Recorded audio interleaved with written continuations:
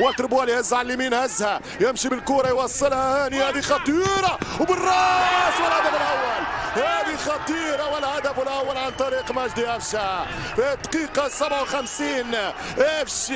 أفشة يختتمها ويفتتحها، الأفشة يفتتحها في 2021 أخيرا بعد أكثر من 10 محاولات، أخيرا بعد صبر هجوم وصمود دفاع يسجل هاني حضوره في الكروس ويسجل أفشة بالراس أغلى وأحلى الأهداف.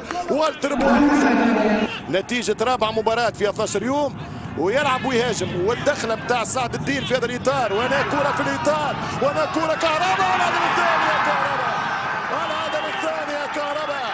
القاهرة منورة بكهرباء، والأهلي منور القاهرة ومصر ومنور أفريقيا بالهدف الثاني. 2-0. المباراة تنتهي في 5 دقائق، انهيار معنوي ودفاعي. قلت لك لن تنتهي 1-0. هناك مساحات الآن في المريخ يترك مساحة وكهرباء يدخل. الكرة السودانية لعبت مرتين نهائي المسابقة هذه الأبطال من خلال كأس الأندية البطلة للعريق الهلالي.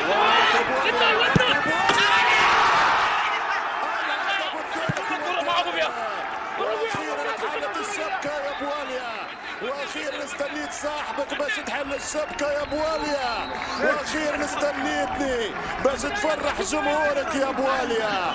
3-0 للاهلي و3-0. خلينا نتكلموا معاك يا مذيع المباراه.